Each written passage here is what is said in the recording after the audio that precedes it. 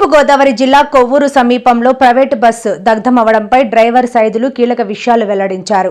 గామాన్ bridge వద్ద అరగంట భారీ ట్రాఫిక్ జామ్లో చిక్కుకున్న తర్వాత కొంత ముందుకు వెళ్లగానే మంటలు వచ్చాయి. వెంటనే మా సిబ్బందిని అలర్ట్ చేయడంతో వారు 6 ప్రయాణికులను కిందకు దించారు అని తెలిపారు.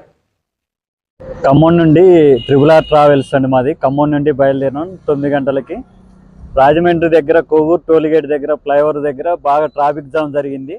ఆ ట్రాఫిక్ జామ్లో అర్ధగంట జర్నీ చేసినాం. ఆ ఫ్లైఓవర్ మీదకి రాగానే ఒక్కసారిగా మంటలు చెలరేగిపోయినాయి.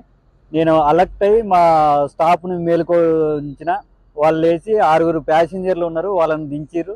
ఆ మంటలు చల్లార్పడానికి ఫైర్ సిలిండర్లతోనే ప్రయత్నం చేసినా మంటలు చల్లారలేదు. బస్సు పూర్తిగా దగ్ధం అయిపోయింది. ప్యాసింజర్లు వాళ్ళకెళ్ళ వాళ్ళు బస్సు ఎక్కిపోయారు. వాళ్ళ ఫోన్లో ఫాలోఅప్ చేశా. ఫోన్లో ఫాలోఅప్ చేస్తే బస్సులో ఎక్కి వెళ్ళిపోతున్నాం అండి అన్నారు. థ్యాంక్స్ చెప్పారు, మాకు మా ప్రాణాలు కాపాడిరండి మీరని థ్యాంక్స్ చెప్పేశారు. మాకు పోలీసు వారు ఫైర్ సిబ్బంది వారు కనుక మంచి సహకరించారు. ఫైర్ సిబ్బంది కనుక వెంటనే వచ్చి చల్లారిపారు. అయినా మంటలు కంట్రోల్ కాలేదు. వాళ్ళు ఇంకో ట్యాంకర్ తీసుకొచ్చి కంట్రోల్ చేశారు. బండికి ఆల్ ఫోర్స్ అండి, డైలీ రన్నింగ్ ఉండే బండి అది.